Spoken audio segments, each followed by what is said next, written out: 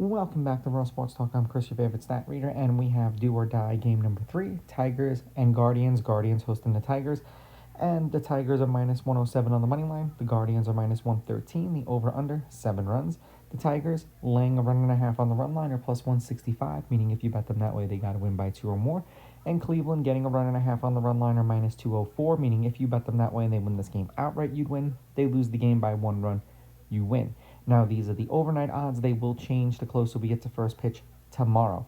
Flaherty's pitched 3 times against Cleveland this year. Not very favorable from a Tiger standpoint.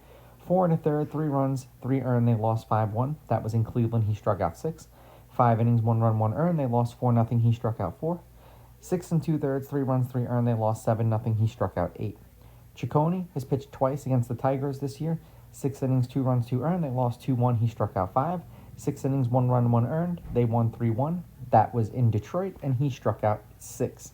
Head-to-head, Cleveland is 6-4 against the Tigers in their last 10. The road team is 7-3. The favorite has won the last 2 games that they've played against each other. The favorite is 5-5 on the money line, while the underdog getting a run and a half on the run line is 7-3. There have been 2 one-run games in their last 10, including game number 1. 2 unearned runs for Williams. Skubal pitched a fantastic game, but, the Guardians, in theory, should have won that game. The under is 6-3-1, and it's 7 runs. The under is 7-2-1 in their last 10 meetings. 1 through 9 for the Tigers: Meadows, Torres, Carpenter, Torkelson, Green, Perez, Dingler, McKinstry, Baez. 1 through 9 for Cleveland: Kwan, Valera, Ramirez, Manzardo, Naylor, Arias, DeLauder, Kafis, and Rocchio.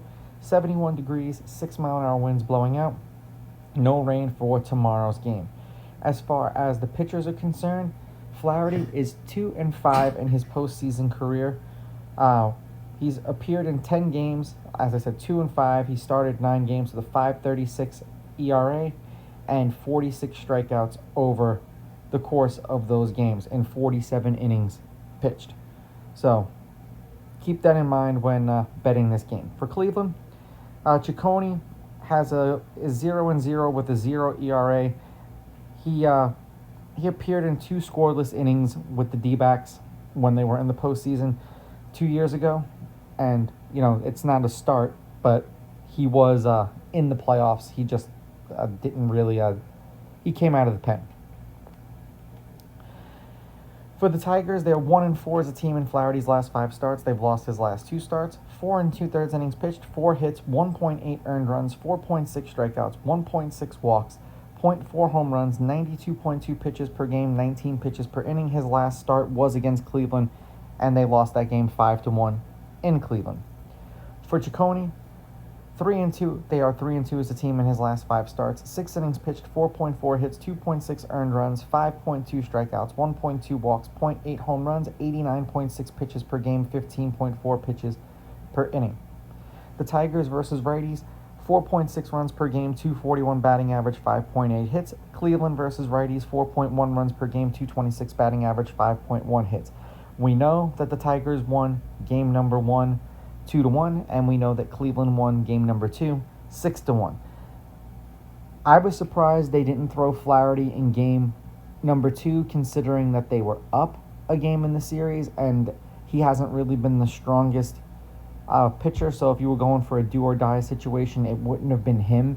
Maybe it would have been Mize, although Mize didn't pitch the grandest today. I'm going to take Cleveland on the money line. I'm going to take Cleveland getting the runs.